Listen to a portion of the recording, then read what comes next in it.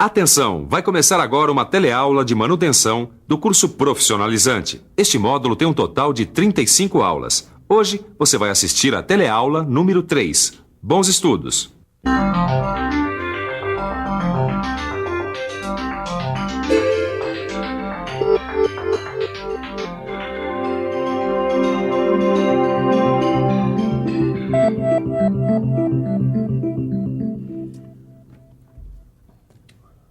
Caminho crítico, diagrama de Gantt, espinha de peixe.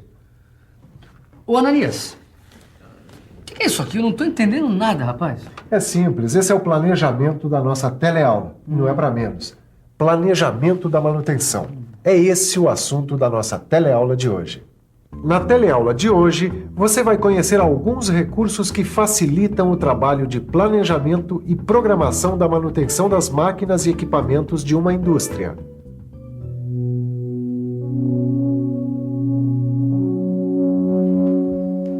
Nas últimas teleaulas, você viu os vários tipos de manutenção de uma indústria. Mas será que você parou para pensar nos riscos que podem acontecer na hora H? Naquela hora em que não tem mais jeito e em que as máquinas e os equipamentos precisam parar para manutenção? A resposta, aparentemente, é simples: perda de tempo e dinheiro. Justamente para que isso não ocorra, o planejamento procura equacionar o problema de modo que a parada de produção represente o menor prejuízo possível. Bom, pelo que eu entendi do seu planejamento para a nossa teleaula de hoje, o primeiro assunto que a gente vai ver é a rotina, é isso? É isso aí. A gente vai conhecer o planejamento da manutenção desde o seu início. Com certeza, tudo começa pela chegada das requisições de serviços para a manutenção. Chegando uma requisição de serviço, a equipe começa a trabalhar. O primeiro passo é definir qual é o serviço e como ele vai ser executado. De posse dessas informações, os técnicos podem definir que grupos vão participar do serviço e que ferramentas ou materiais vão ser utilizados. Enfim, tudo o que será necessário para a realização do serviço de manutenção. O resultado prático dessas decisões é registrado em documentos. Um plano de operações. Uma lista de materiais que será enviada para o estoque, ou, se for o caso, para o setor de compras. Várias relações e ordens de serviço. Mas se para executar o trabalho são necessários estudos especiais, será que existem outros procedimentos que precisam ser seguidos? Bom, quando há necessidade de execuções de projetos ou quando o orçamento é maior do que o esperado, o setor de planejamento requisita os serviços da engenharia de manutenção. Essa providencia os estudos necessários e verifica a viabilidade econômica. De posse de todas as informações necessárias, o planejamento envia o plano de operações para o setor de programação. Lá é feito um cronograma e os programas de trabalho. E a manutenção finalmente é realizada. Pois é, um bom planejamento de manutenção começa com um bem elaborado plano de operações. O plano de operações nada mais é do que um registro do planejamento de todas as operações que vão ser realizadas na manutenção ou no conserto de uma máquina ou equipamento, tendo sempre como meta, é claro, um mínimo de perda de tempo e de dinheiro. Confira só no nosso arquivo. Um plano de operações deixa claro o planejamento realizado e é importante incluir a lista dos serviços que vão ser executados, a previsão do tempo que vai ser gasto, as especialidades e o número de profissionais que vão executar o serviço, a sequência das operações de trabalho, a emissão de ordens de serviço, de listas de materiais, da relação por grupo e ainda outros documentos que variam conforme a empresa. Viu só? Que uma manutenção envolve um monte de coisas e de pessoas. É isso mesmo, Caio. Mas como é que essas pessoas ficam sabendo de maneira clara qual é a sequência dos trabalhos? A resposta está aqui, ó. Diagrama espinha de peixe. Ué, Ananias, isso aí pra mim parece uma lista comum, não tem nada demais. Engano seu. Olha, apesar de ser uma construção gráfica simples, esse diagrama facilita a visualização da sequência lógica das operações que vão ser executadas. Olha só, reparando bem, você vê todas as operações e na ordem certa em que devem ser executadas. E além disso, com esses dados, dá para fazer o diagrama de Gantt. O diagrama de Gantt é utilizado pelo menos desde o início do século. Observando as barras desse diagrama, fica fácil perceber a dependência entre as tarefas que vão ser executadas, ou seja, qual atividade tem que ser realizada antes, qual atividade que tem que ser realizada depois. Não deu para entender? Calma que você já vai ficar por dentro.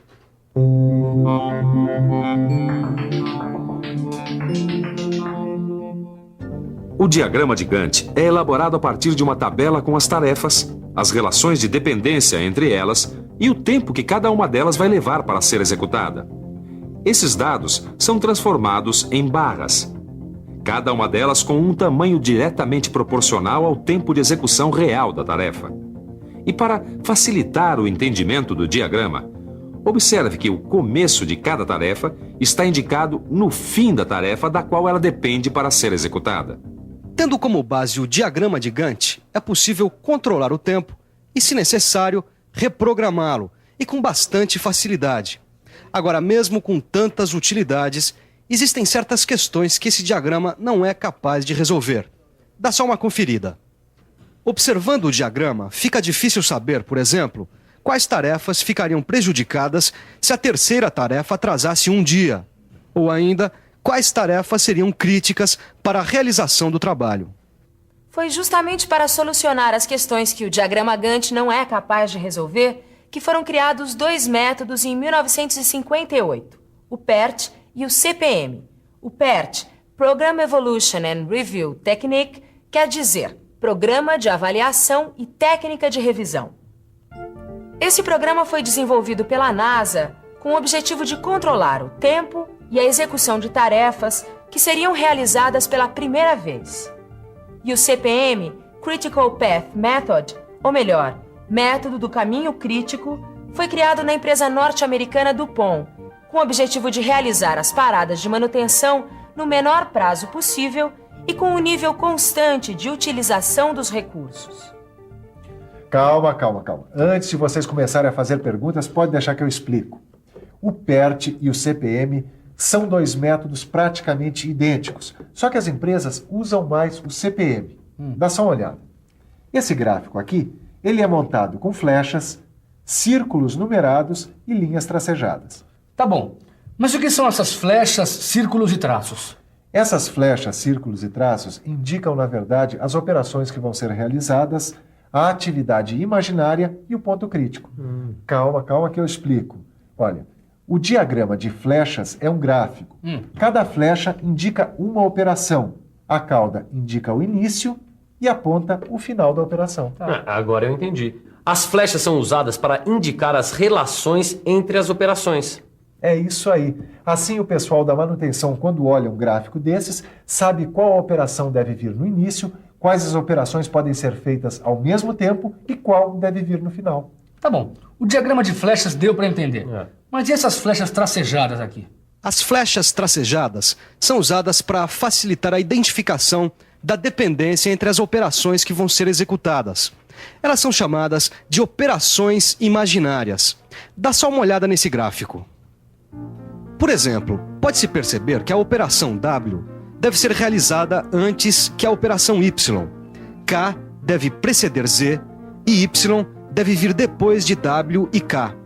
Se a gente imaginar que essas operações são tornear, montar ou testar uma peça, dá para concluir que cada uma delas requer um tempo de execução, enquanto que a atividade fantasma é um ajuste do cronograma. Ou melhor, depende apenas da programação. Até agora você viu como as operações e a relação de dependência entre elas são identificadas no CPM. Mas e o tempo?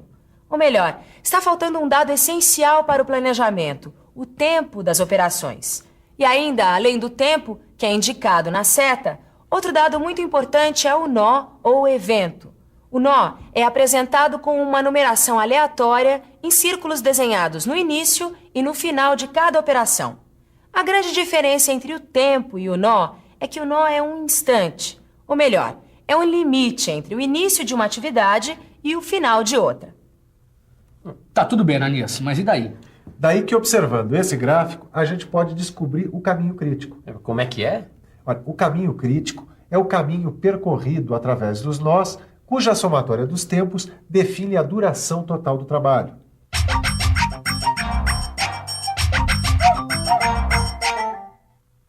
Através do caminho crítico, é possível saber a duração total do trabalho e ainda a folga das tarefas que não afetam o término do trabalho. No caso desse CPM, por exemplo, existem 3 caminhos de atividades levando o trabalho do evento 0 ao evento 5. A, B, D, F, com duração de 11 horas. A, C, E, F, com duração de 9 horas. Ou A, B, atividade imaginária, e F, com duração de 10 horas. Quer dizer, então, que o caminho com maior duração é o que vai determinar a duração do projeto? E esse é o caminho crítico. Sabe de uma coisa? Eu ainda não entendi qual a vantagem de se conhecer o caminho crítico num planejamento. Pois saiba que são vários os motivos. Através do caminho crítico, dá para saber, por exemplo, se vai ser possível cumprir ou não os prazos estabelecidos. E dá para identificar as atividades que não podem ter atrasos. É verdade. Dá também para priorizar as atividades que a gente pode reduzir sem comprometer o resultado final, isso é, se a gente quiser antecipar o prazo estabelecido. Na verdade, conhecer o caminho crítico facilita muito o planejamento da manutenção. No seu livro de estudos, você vai conhecer todas as vantagens de se fazer o CPM. Se a gente resumir todas essas vantagens, o importante é que, conhecendo o caminho crítico, a gente pode balancear todos os recursos envolvidos na manutenção, principalmente a mão de obra. Afinal, o departamento de manutenção tem funcionários fixos e as atividades deles precisam ser bem planejadas para que sejam evitados momentos sem trabalho e momentos com excesso de trabalho, ou ainda, se for o caso, contratar serviços externos ou aumentar o quadro de pessoal. Bom, se você ainda está em dúvida sobre a importância do planejamento de manutenção, o jeito é revisar. E atenção, se liga aí que é hora da revisão. Na teleaula de hoje, você viu que um plano de operações inclui, entre outras coisas, um diagrama espinha de peixe, um diagrama Gantt e um PERT-CPM. Viu que o diagrama espinha de peixe permite uma visualização bastante rápida da sequência lógica das operações. Viu que o PERT-CPM foi criado para resolver questões que o diagrama Gantt não pode solucionar. E viu que o CPM possibilita o planejamento das atividades com o menor número de paradas, no menor prazo possível e com um nível constante de utilização dos recursos. É isso aí. Meu planejamento dessa teleaula acaba por aqui. Agora, como no bom planejamento, é hora de você colocar a mão na massa. Ou melhor, de estudar para melhorar os seus conhecimentos. Até a próxima!